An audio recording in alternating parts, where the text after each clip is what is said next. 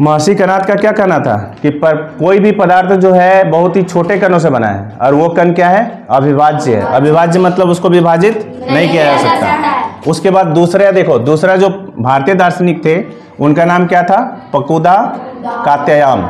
इनका क्या कहना था, देखो सारा परिभाषा तुम्हारे आंसर में परमाणु से ही रिलेटेड है। ये भी परमाणु का है और ये भी परमाणु से, मैंने तीन तरह के लोगों का, जैसे महर्षि कणाद का था, पकुदा कात्यायन, ये दोनों जो थे क्या थे, भारतीय दार्शनिक। और ये वाले जो है ये कहाँ के हैं, ग्रीक दार्शनिक है। दो ठो का नाम दिया हुआ है। तो पहले वहाँ 2 नंबर में पकुदा कात्यायन में क्या बताया, उन्होंने क्या बताया था कि परमाणु सामान्यतः संयुक्त रूप से रहते हैं। इसका मतलब समझना है कि परमाणु स्वतंत्र नहीं रहता। स्वतंत्र मीन्स क्या, हवा में, जैसे कि हवा चाहे कोई भी पदार्थ में ऐसे फ्री नहीं रहता। जैसे तुम देखोगे उस दिन तुम लोग को बताए थे हम ऑक्सीजन के बारे में। ऑक्सीजन का सूत्र हम लोग क्या लिखते हैं, O2 लिखते हैं। क्या लिखते हैं, O2। तो O2 लिखते हैं, तो इसका O2 लिखने का क्या कारण है, इसमें कौन परमाणु है, 2 परमाणु है। ऑक्सीजन का कितना परमाणु, 2 परमाणु, 2 लिखा हुआ है ना, तो ऑक्सीजन का 2 परमाणु है। अगर हम लोग O लिखते हैं तो ये क्या होगा, 1 परमाणु।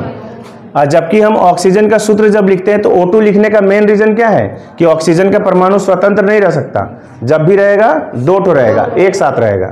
ठीक है, जैसे कार्बन डाइऑक्साइड का सूत्र क्या लिखते हैं, क्यों लिखते हैं, क्योंकि कार्बन और ऑक्सीजन आपस में मिलेगा तब कार्बन डाइऑक्साइड का एक अणु बनेगा। तो इसी वजह से इसका सूत्र लिखते हैं CO2। इससे क्या लगता है, इससे यह पता चलता है कि परमाणु स्वतंत्र नहीं रहता। कार्बन और ऑक्सीजन का परमाणु आपस में जुड़ा और जुड़ के तब बनाया क्या, CO2 का एक अणु। आया समझ में। तो पकुदा कात्यायन ने क्या बताया कि परमाणु स्वतंत्र रूप से नहीं रहते, कैसे रहते हैं, संयुक्त रूप से। संयुक्त रूप से मतलब किसी न किसी चीज से जुड़े रहते हैं और अलग अलग पदार्थों का निर्माण करते हैं। जैसे देखो ऑक्सीजन का आपस में परमाणु जुड़ा था, क्या बना, ऑक्सीजन गैस। और कार्बन और ऑक्सीजन का परमाणु आपस में जुड़ा था, क्या बनाया, कार्बन डाइऑक्साइड। तो अलग अलग पदार्थ बना कि नहीं बना जुड़ के, बस यही करना था उनका। और ग्रीक दार्शनिक जो ये थे डेमोक्रिट्स और लिसुपस, इनका नाम क्या था, इनका कहना क्या था कि परमाणु अंतिम अविभाज्य कण है। यानी अगर हम पदार्थ को तोड़ते जाए, छोटा छोटा तोड़ेंगे तो जो अंतिम कण बचेगा उसी को क्या कहेंगे, परमाणु।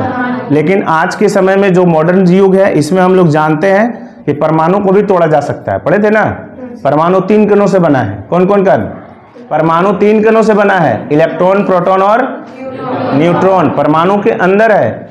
और इनका कहना क्या था, ये दोनों का, कि परमाणु जो है अंतिम अविभाज्य कण है।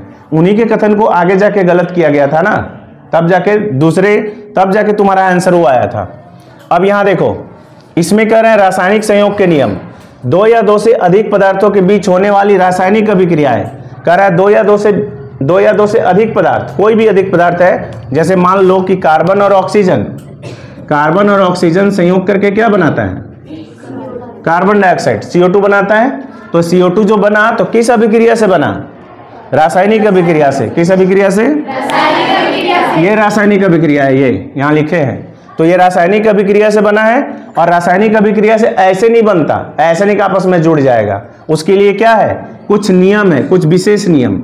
और इसी नियम को हम लोग क्या कहते हैं, रासायनिक संयोग के नियम। तो क्या बोलेंगे कि 2 या 2 से अधिक पदार्थ आपस में संयोग करके जो रासायनिक अभिक्रिया करते हैं वो कुछ नियम से होता है, ऐसे नहीं होता। और इन्हीं नियम को हम लोग क्या कहेंगे, रासायनिक संयोग के नियम। अब रासायनिक संयोग के नियम में 5 नियम है, याद रखना। लेकिन हम लोगों को 9th में 2 नियम पढ़ना पड़ता है।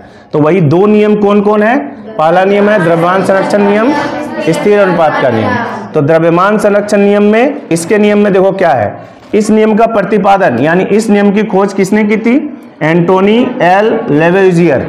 इसका नाम है एंटोनी, पढ़ोगे एल लेवोइजियर पढ़ेंगे, लेवोइजियर है ना।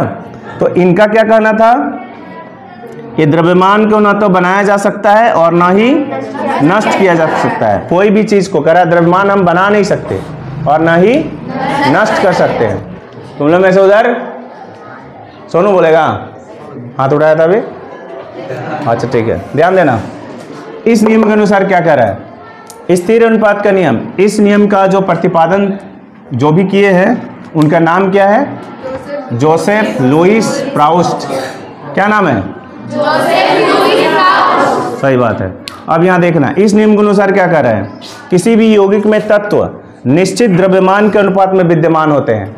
किसी भी यौगिक में, जैसे हम जल का अगर उदाहरण लें, जल का सूत्र H2O, हाइड्रोजन का जो द्रव्यमान होता है, हाइड्रोजन का परमाणु द्रव्यमान 1 होता है, ठीक, और ऑक्सीजन का होता है 16।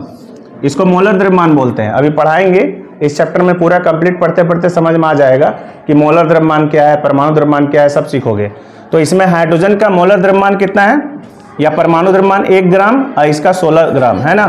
जब इन दोनों को देखो, हाइड्रोजन का ठो है 2 ठो, तो हाइड्रोजन 2 ठो है तो कितना होना चाहिए इसमें, अगर हम जल का बात करें तो कितना ग्राम हो जाएगा, 1 हाइड्रोजन का 1 ग्राम, तो 2 हाइड्रोजन का 2 ग्राम, क्योंकि 2 ठो हाइड्रोजन संयोग किया है ना, 2 हाइड्रोजन परमाणु 1 ऑक्सीजन परमाणु से संयोग किया है, तो ऑक्सीजन का फिर कितना हो जाएगा, यह हाइड्रोजन का हो गया, ऑक्सीजन का हो जाएगा 16 ग्राम। तो दोनों का अनुपात निकालेंगे, 2/16 तो हो जाएगा 1/8, यानी 1:8। यानी कि जल में निश्चित है, फिक्स है, जल में पूछा जाएगा कि हाइड्रोजन और ऑक्सीजन के द्रव्यमान का अनुपात कितना है, तो बोलना है 1:8। तुम किसी भी जगह का पानी लोगे, तो पानी कहीं का भी लोगे, उसमें हाइड्रोजन और ऑक्सीजन का अनुपात फिक्स है।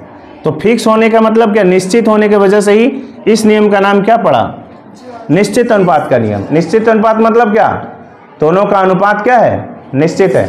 यहाँ लिखा हुआ है किसी भी यौगिक में, केवल हाइड्रोजन नहीं, कोई भी यौगिक लोगे उसमें दोनों परमाणु का जो द्रव्यमान होगा, या कोई भी तत्व है उसका जो द्रव्यमान होगा, उसका अनुपात जो निकालेंगे वो क्या होगा, निश्चित होगा। आया समझ में, क्या बोले, किसी भी यौगिक में तत्व जो है निश्चित द्रव्यमान के अनुपात में विद्यमान होते हैं, कोई भी यौगिक में, और इसी को हम लोग क्या कहते हैं, स्थिर अनुपात का नियम। ठीक है।